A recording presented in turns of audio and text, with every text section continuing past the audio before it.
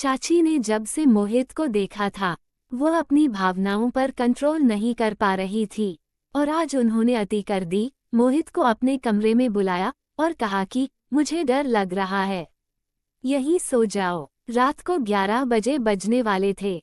मोहित जाकर सोफे पर सोने लगा, पर चाची ने कहा, नहीं सोफे पर नहीं, पलंग पर सो जाओ, सोफे पर ठंड लगेगी और मच्छर काटेंगे। तब मोहित पलंग पर आकर एक कोने में किनारे पर करवट बदल कर सो गया। तब चाची ने सोचा कि ये तो बड़ा नादान है, इसकी कुछ समझ में नहीं आ रहा है।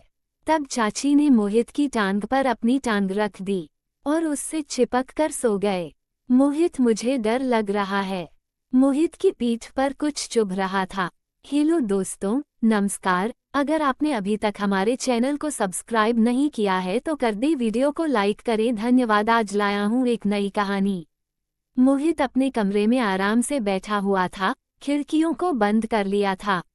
वह अपने मनपसंद काम में मग्न था कि अचानक उसके विचारों में बाधा आ गई। दरवाजे की कुंडी लगाना उसकी जेहन में नहीं आया और इसीलिए उसकी चाची बिना किसी सूचना के अंदर आ गईं। मोहित ने जब उन्हें देखा तो उसकी धड़कन थोड़ी तेज हो गई। चाची ने उसे उस स्थिति में देखकर चौंकी और तुरंत पलटकर बाहर भाग गईं।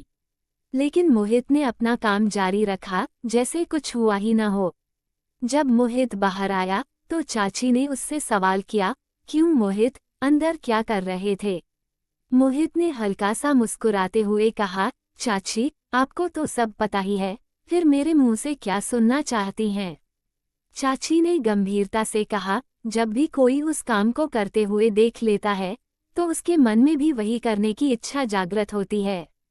इस पर मोहित ने हल्के से कहा, तो चाची, आप भी कभी आ जाया करो। चाची ने हंसते हुए जवाब दिया, मन तो मेरा भी करता है, लेकिन तुम्हें पता है, तुम्हारे चाचा कई दिनों से बाहर गए हुए हैं, अकेले सब कैसे करूंगी? मोहित ने साहसिकता के साथ कहा, अगर आप बुरा न माने तो मैं आपकी मदद कर दूंगा। चाची का मूड थोड़ा बदला सा महसूस हुआ, पर उन्होंने जवाब देने की कोशिश की, तुम्हारा दिमाग ठीक नहीं है। लेकिन मोहित के मन में कुछ और ही चल रहा था। धीरे धीरे उनकी बातचीत बढ़ने लगी और चाची के चेहरे पर मोहित के प्रति कुछ खास भावनाएं झलकने लगीं। एक रात जब चाचा और चाची छत पर काम कर रहे थे, मोहित ने उन्हें देखते हुए अपनी भावनाओं को महसूस किया। वह केवल 23 साल का था और शादी की बिना किसी जिम्मेदारी के वह अपनी चाची की खूबसूरती से मंत्रमुग्ध था। जब चाचा काम में व्यस्त रहते थे, मोहित अक्सर देखता था कि चाची अकेली महसूस करती थीं। एक दिन उसने देखा कि चाची उदास हैं। उसने पूछा, चाची, आप इतनी उदास क्यों हैं? चाची ने कहा, मेरी तबीयत ठीक नहीं है। मोहित ने तुरंत उनके लिए दवा मंगवाई और कड़ी मेहनत से उनका ख्याल रखा। धीरे धीरे उनके बीच एक खास रिश्ता बनने लगा। चाची ने मोहित की देखभाल के लिए आभार जताया और कहा, मैंने कभी तुम्हारे प्रति सीधे ढंग से बात नहीं की, लेकिन तुम हमेशा मेरा ख्याल रखते हो। मोहित को लगा कि यह शायद अब अपने दिल की बात कहने का सही समय है। एक दिन चाची ने हल्के में कहा, तुम शाम को मेरे कमरे में आकर बैठा करो, हम बातें कर लिया करेंगे।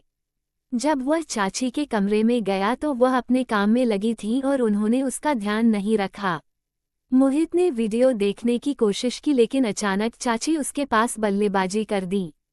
घबराते हुए उसने वीडियो बंद किया और हाथ जोड़े। उसकी चाची ने हल्का सा हंसते हुए कहा, डर गया? मोहित ने कहा, हाँ, जब कोई कमरे में आ जाता है और आप काम करते हुए पकड़े जाते हैं तो डर तो लगता है। चाची ने कहा, अच्छा, तो खेलने का मन कर रहा था, लेकिन अब हमें इस तरह की बातें नहीं करनी चाहिए। उस रात का माहौल पूरी तरह से बदल गया था। मोहित ने चाची का हाथ थामकर कहा, चाची, मैं आपको एक बात कहना चाहता हूँ। अगर मैं कहूँ तो आप बुरा नहीं मानेंगी? चाची ने मुस्कुराते हुए कहा, नहीं, तुम तो कुछ भी कह सकते हो। मोहित ने मौका पाकर कहा, चाची, जब आप पहली बार इस घर में आई थी तब से ही आप मुझे अच्छी लगती हैं। चाची ने हल्की मुस्कान लाते हुए पूछा, अच्छा, तो तुम क्या करना चाहते हो?